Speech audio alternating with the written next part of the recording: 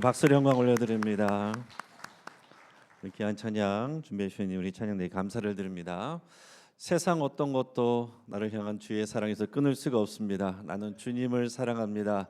평생 주의 영광에 나를 사용하여 주옵소서. 오늘 찬양대만의 고백이 아니라 우리 믿음의 고백이 되기를 간절히 바라고 축복합니다. 오늘 우리가 읽은 본문을 통해서 아름다운 덕을 선포하라라는 제목으로 말씀의 은혜를 같이 나누겠습니다. 한번 따라하겠습니다. 아름다운 덕을 선포하라.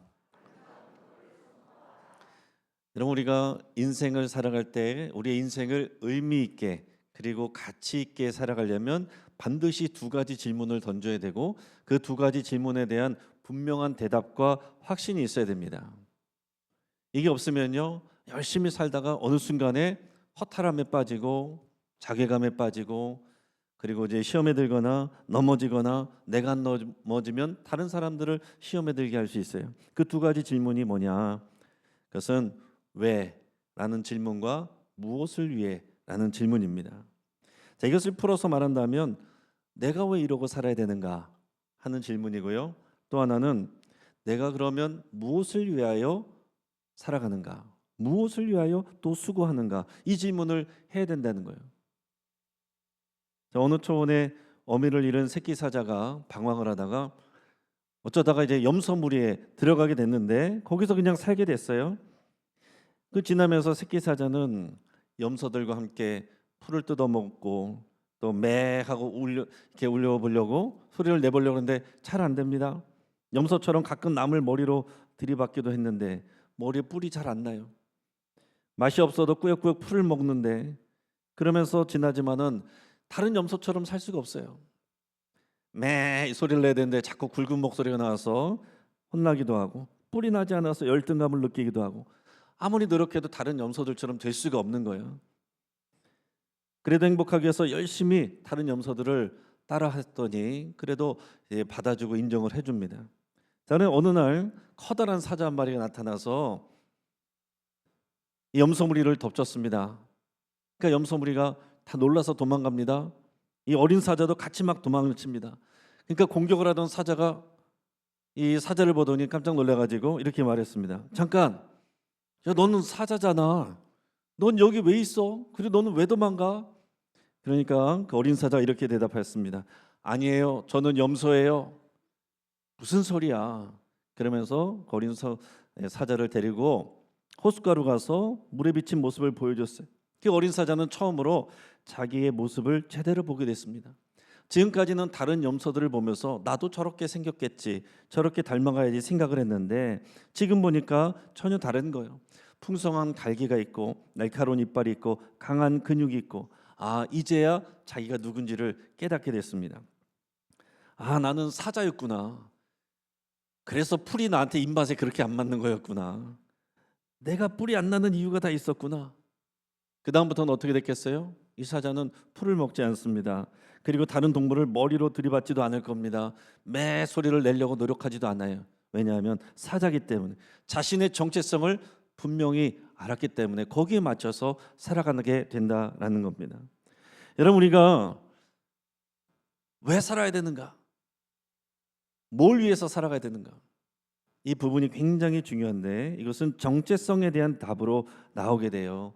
그래서 나는 누군데 왜 여기서 이러고 있는가? 뭘 위해서 내가 이렇게 수고하고 노력해야 되는가? 이 대답에 대한 여러분 확신이 없으면 어떤 순간에도 우리는 넘어지게 되고 우리는 시험 들게 됩니다.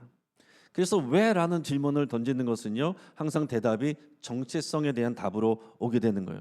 왜 나는 여기서 이러고 있는 것이지? 나는 누군데 이런 일을 해야 되는 거야? 그 이유와 동기에 대한 근원적인 질문인데 이 대답은 항상 그래, 나는 뭐뭐니까 정체성에 대한 답으로 온다는 거예요. 무엇을 위해 살아야 되는가? 이것은 결국 우리의 사명과 목적에 대한 것입니다. 우리에 대한 사명과 목적이 없으면 내가 하고 싶은 대로 살다가 힘들면 말고 하고 싶으면 하고 그런 인생이 되는 거예요. 내가 무슨 일을 하고 무엇을 위해서 살아가야 되는지 방향이 없는 겁니다. 이것도 정체성에서 오는 거예요. 여러분 생각해 보세요. 소방관은 화재를 진압하는 일을 합니다. 경찰은 도둑을 잡습니다. 의사는 환자를 고쳐요. 교사들은 학생을 가르칩니다. 왜 그럽니까? 자기의 정체성에 맞게 하는 거예요. 그러니까 이 정체성과 사명이 분명한 사람은 어려움이 와도요 흔들리지 않습니다. 흔들려도 다시 제자리를 빨리 되찾을 수 있어요. 그런데 이 대답이 확실하게 대답이 없는 사람은 돌아갈 수가 없어요. 다시 일어날 힘이 없는 겁니다. 똑같은 상황에서도 아가씨 때는 하지 못할 일을 엄마가 되면 할 수 있어요. 그렇죠? 그런 경험을 해보셨잖아요. 엄마니까 할 수 있는 거예요. 또 젊었을 때 나는 혈기대로 하면, 내 자존심대로 하면 사표 내고 나왔을 텐데 아버지는 참고 견딥니다. 왜 그래요? 나는 엄마니까, 나는 아버지니까. 그 정체성 때문에 그 일들에 대한 선택을 하게 된다는 얘기예요. 우리 지난 부흥사경회 때 창세기 1장 26절에서 28절까지 말씀을 우리가 같이 나눴는데요. 결국 이것도 우리 정체성과 사명에 대한 가르침이에요. 우리는 하나님의 형상대로 지음을 받았고, 그래서 하나님께서 이 땅을 번성하고 충만하라, 생육하라, 또 다스리라, 이런 사명을 주셨다는 거죠. 정체성과 사명에 대한 얘기였어요. 근데 어느 날 우리가 살아가는 이 세상, 성경은 이 세상이 어둠이라고 표현하는데, 이 세상의 어둠은요 이 질문에 대한 정확한 답을 줄 수가 없습니다. 왜냐하면 하나님을 부인하고 십자가를 부인하는 어둠이기 때문에, 따라서 우리의 분명한 정체성, 또 우리의 사명과 목적에 대한 정답을 줄 수가 없다라는 것입니다. 그래서 세상은 어떻게 말해요? 네 마음 가는 대로 살면 돼, 너만 행복하면 돼, 그게 정답이야, 그렇게 말해요. 그래서 세상은 지금 어느 상황까지 갑니까? 아침에는 남자였다가 오후에는 또 여자였다가 저녁 때는 나는 또 짐승인가? 이제는 네가 생각하면 그게 맞는 거라는 거예요. 이것을 법으로 정하고 학교에서도 가르치고, 이게 세상이고 세상의 어둠입니다. 지난주에 우리는 베드로전서, 지지난주죠, 우리 베드로전서 2장 9절 앞부분을 통해서 우리의 정체성에 대해서 나눴습니다. 여러분, 우리의 정체성은 우리의 직업, 우리가 어떤 갖고 있는 거, 그런 걸로 결정되는 게 아니에요. 영원하지 않은 것은 우리의 진짜 정체성이 아닙니다. 사람이 만들어 정하는 게 아니에요. 하나님이 말씀해 주시는 성경에 근거한 정체성을 우리가 붙들어야 되는데, 그거를 베드로전서 2장 9절에서 네 가지로 우리가 들었습니다. 같이 한번 읽어볼까요? 택하신 족속, 왕 같은 제사장, 거룩한 나라, 소유된 백성. 아멘. 이것이 바로 우리의 왜에 대한 대답입니다. 우리가 왜 이렇게 살아야 돼? 우리는 하나님이 택하신 족속이니까, 왕 같은 제사장들이니까, 또 거룩한 나라니까, 하나님이 소유된 특별한 보호석 같은 백성들이니까, 하나님이 먼저 우리를 사랑하시고 선택하여 세우셨다라는 믿음에서부터 우리의 정체성이 나오는 것이고, 그게 왜에 대한 질문이 되는 거예요. 그러면 이 정체성을 확인하면 우리가 어떻게 살아야 되는지에 대한 답이 나와요. 정체성이 사명을 결정하는 것입니다. 우리가 사명, 무엇을 위해 살까? 내 이거 해볼까? 저거 해볼까? 이게 내 꿈인가? 저게 내 꿈인가? 내가 만들어내는 것, 그게 진짜 꿈이 아니라 하나님이 우리에게 주신 정체성에서부터 나오는 그 사명이 진짜 우리의 인생의 목적이 되는 거예요. 그것에 대해서 오늘 본문의 후반절이 말씀해주고 있는 것입니다. 이 후반절에 여러분 마음을 더 두면서 본문 말씀을 같이 읽어보겠습니다. 오직 너희는 택하신 족속이요, 왕 같은 제사장들이요, 거룩한 나라요, 그의 소유가 된 백성이니, 이는 너희를 어둠에서 불러내어 그의 기이한 빛에 들어가게 하시니에 아름다운 덕을 선포하게 하려 하심이라. 아멘. 자, 오늘 본문 앞에서 네 가지 정체성을 말했는데, 처음부터 그런 게 아니에요. 우리는 그 정체성을 잃어버렸어요. 그래서 오늘 성경에서는 뭐라고 그랬냐면 우리가 어두운 데서 살고 있었다라고 말합니다. 근데 예수님이 오셔서 우리를 어두운 데서 불러내어 그의 기이한 빛에 들어가게 하셨다. 이게 여러분 구원입니다. 여러분, 우리는 이거를 알고 받아들여야 돼요. 예수님이 십자가 죽음과 부활을 통해서 어둠 속에 살고 있던 우리를 건져내서 빛의 나라로 오게 하셨다는 거예요. 이 심플한 문장이 너무나도 중요한 복음입니다. 우리가 예수님을 믿기 전에는 어둠 속에 있었다는 것, 여러분 이것을 이해하지 못하고 받아들이지 못하면 우리가 믿는 믿음은 제대로 된 믿음이 아니고 올바른 복음이 아닙니다. 자, 성경에서 말하는 어둠은 뭐냐면 하나님과의 관계가 끊어져 있는 거예요. 진리를 알지 못하는 거예요. 그래서 우리가 복음을 전하고 진리를 전해도요 잘 받아들여지지 않는 겁니다. 그리고 더 나아가서 죄와 사망의 권세 아래 있는 상태예요. 마귀에게 속고 있는 상태입니다. 동굴 속에 있는 사람들을 한번 상상해 보시기 바랍니다. 동굴 속에 사람들이 모여 있어요. 깜깜합니다. 사람들은 출구를 찾으려고 그러는데 어디가 출구인지 찾을 수가 없어요. 그때 한 사람이 성냥불을 켭니다. 그러니까 사람들이 여기 빛이 있다. 거기로 몰려갑니다. 근데 금방 꺼져요. 어떤 사람이 이번에는 라이터를 켭니다. 저기 불이 있다. 또 사람들이 따라갑니다. 좀 이따 어떤 사람이 랜턴을 켜요. 와, 사람들이 환호성을 지면서 그리로 몰려갑니다. 나중에는 어떻게 돼요? 전구를 켜고 동굴을 밝혀요.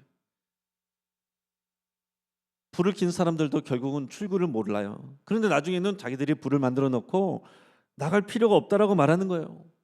여기서 살면 된다는 거예요.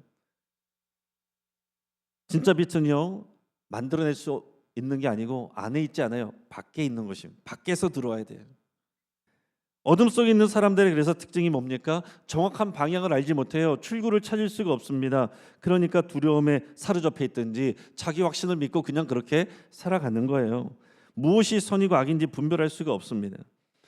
따라서 앞에서 말씀드린 것처럼 왜, 무엇을 위해 이 질문에 대한 대답을 할 수가 없습니다.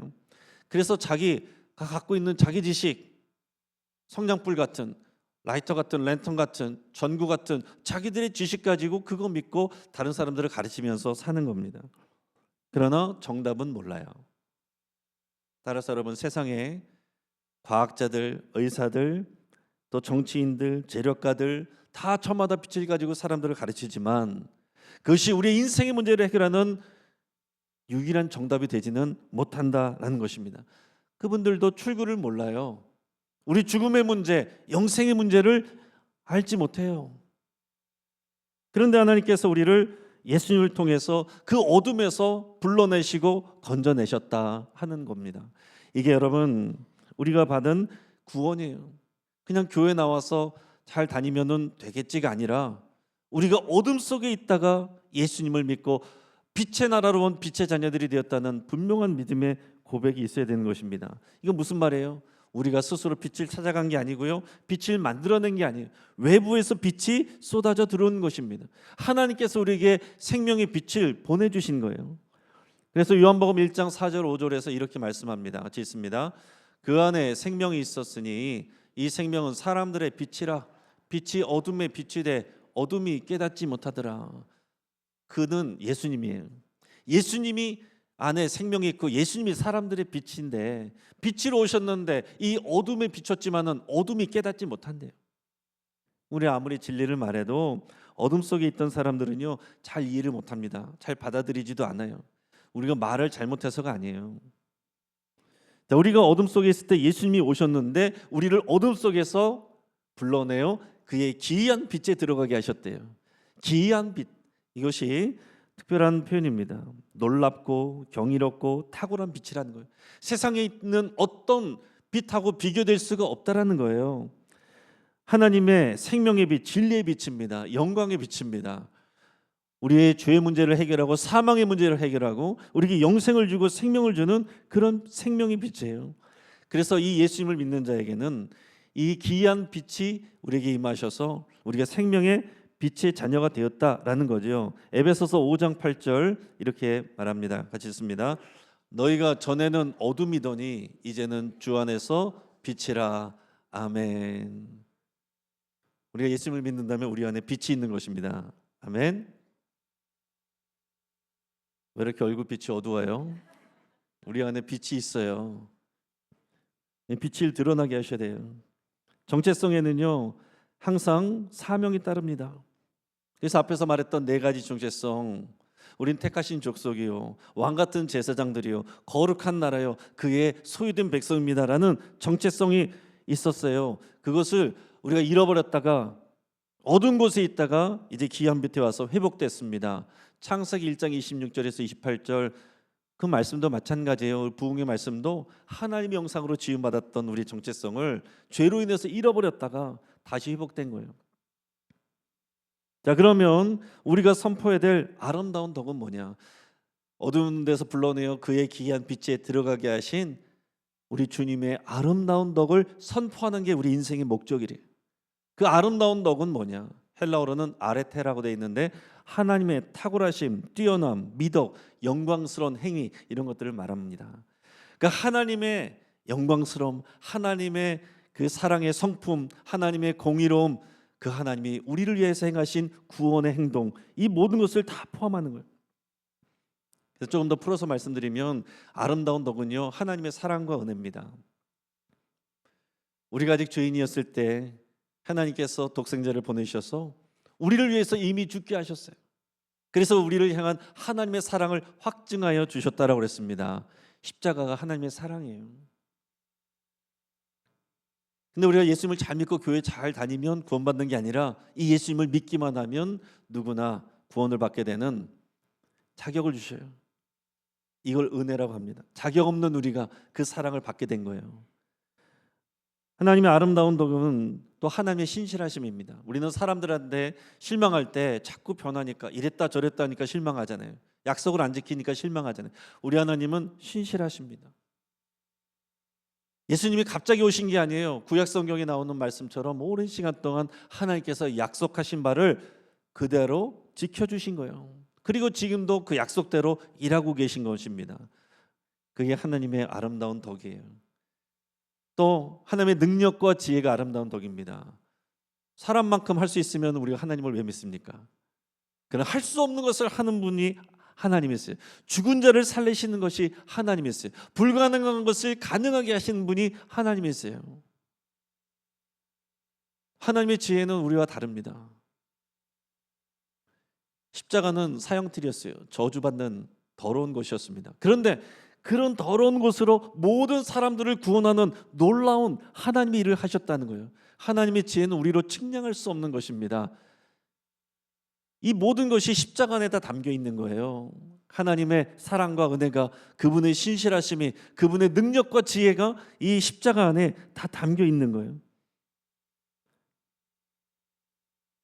그렇다면 이 아름다운 덕을, 이 십자가 복음을 우리가 어떻게 선포하느냐, 그게 중요한 거잖아요. 그게 우리 인생의 또 사명의 목적이라고 그랬는데, 선포한다는 것은요 단순히 말하는 것만 말하는 게 아닙니다. 의미하는 것이 아니에요.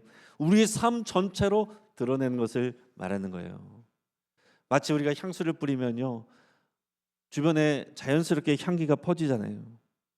그런 것처럼 이 하나님의 아름다운 덕은 우리가 누릴 때 그것이 흘러나가서 우리의 삶을 통해, 또 말과 삶을 통해, 우리가 하는 일들을 통해 사람들에게 전달되는 것, 영향력을 미치는 것, 이것이 그분의 아름다운 덕을 선포하는 것입니다. 자, 이것을 구체적으로 세 가지 차원으로 말씀드리면요, 주님의 아름다운 덕을 선포하는 것은 첫째는 말로 선포하는 것입니다. 말로 선포하는 거예요. 예수님은 말씀으로 오셨고 예수님을 경험한 사람들의 말로, 증거로 복음이 전파된 거예요. 자, 예를 들어서 어떤 분이 불치병 진단을 받았습니다. 많은 의사들을 만나고 이런저런 약들을 먹었지만 낫질 않아요. 죽을 수밖에 없어요. 그런데 어떤 분이 알려줘서 약 하나를 받았는데 그걸 먹으니까 금방 나버렸어요. 더 놀라운 것은 그게 무료래요. 어떻게 이런 일이 있을 수 있는가? 근데 그럼 이거 빨리 사람들에게 나눠주고 알려주면 좋을 텐데 사람들이 줘도 안 믿어서 안 받는데요. 그래서 이 회사의 방침은 뭐냐면 이 약을 먹고 난 사람이 이 약의 효능에 대해서 얘기를 하고 그것을 권하도록 하는 거, 이게 회사의 방침이래요. 그러면 내가 그 약을 먹고 공짜로 치료를 받았어요. 어떻게 됩니까? 당연히 그걸 몰라서 죽어가고 있는 똑같은 불치병 걸린 사람들에게 말해주는 게 당연한 일이죠. 묻지 않아도 여러분 맛있는 식당 갔으면 여러분을 얘기를 하잖아요. 어르신들은 어느 병원 가니까 그 병원 잘하더라, 어느 의사 잘하더라, 묻지도 않는데도 자꾸 얘기하시잖아요. 근데 여러분 우리에게 영생을 주고 죄 문제를 해결해주는 이 약이, 여러분 이것이 무료라는데 누가 전해야 되겠습니까? 받은 사람이 전해야 되죠. 이게 사명이고 의무입니다. 이 구원의 소식이요 우리에게 전해지기까지 그냥 전해진 게 아니잖아요. 누군가 전해져서 된 거예요. 우리가 각자 하나님을 만나고 다 기적을 경험하고 그래서 믿는 게 아니에요. 하나님의 뜻은 그렇게 전달되는 게 아니라 믿은 사람을 통해서 그 입술을 통해서 증거되고 그렇게 전달되게 하는 게 하나님의 방침이에요.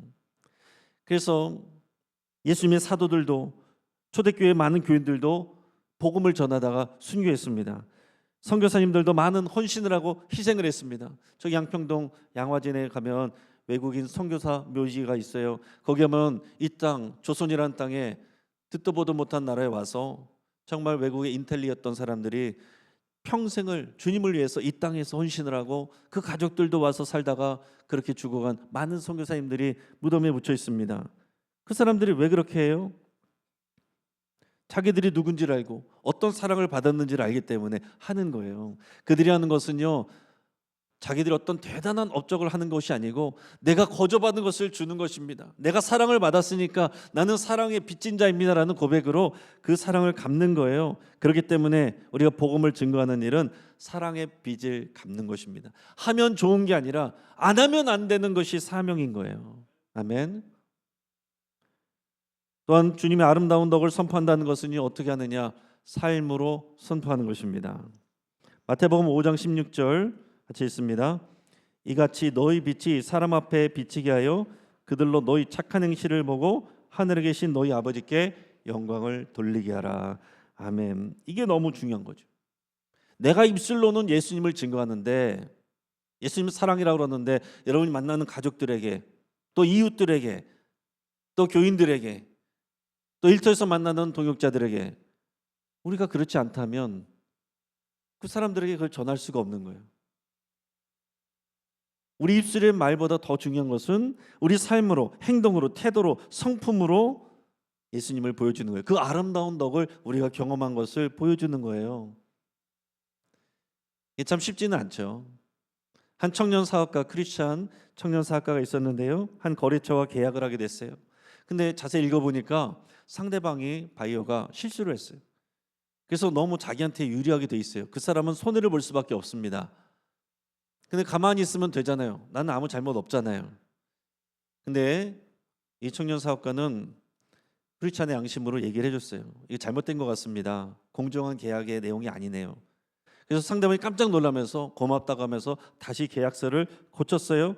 그리고 나서 이렇게 물어봅니다. 아니 요즘 세상에 이런 사람이 있습니까? 그러니까 이 청년이 이렇게 대답을 했어요. 저는 그리스도인입니다. 하나님께 은혜를 받은 사람이기 때문에 저도 다른 사람들에게 그렇게 하려고 하는 것입니다. 그러니까 상대방이 계약서만 맺은 게 아니라 이 사람 때문에 교회를 나오게 되고 예수님을 믿게 됐어요. 그 이전에 우리가 말로 전하기 전에 우리가 맡은 일에 책임감을 다하고 최선을 다해야 될 이유가 여기에 있는 것입니다. 여러분 교회 안에서만 썬데이 크리스찬으로 살아가는 게 아니에요. 교회 담장 밖에서 여러분이 살아가는 모든 곳에서 그리스도인으로 살아가고 아름다운 덕을 선포하는 선교사로 우리가 살아가는 거예요. 세 번째는 공동체로 선포하는 것입니다. 주님의 아름다운 덕은 공동체로 선포하는 거예요.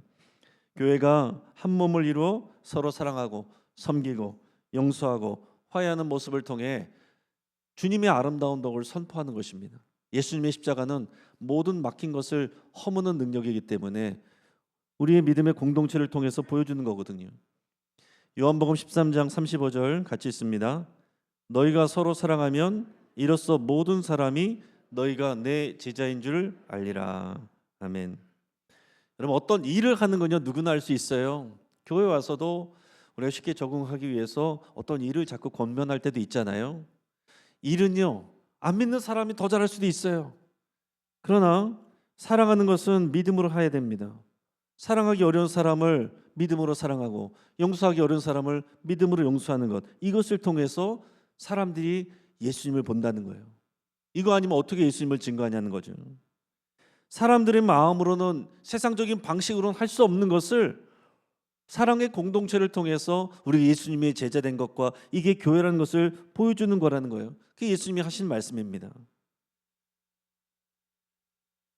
저도 마찬가지예요. 제가 목사로서 설교하는 것, 신방하는 것, 뭐 교육하는 것, 행정하는 것 다 쉬운 것은 아니지만은 그렇게 어려운 건 아니에요. 뭐가 어려우냐? 사랑하는 게 어렵죠. 더 나아가서 용서하는 게 어렵죠. 더 나아가서 끝까지 품는 게 어렵죠. 그게 안 되면은 제가 목회자로서 뭐가 구별이 되겠습니까?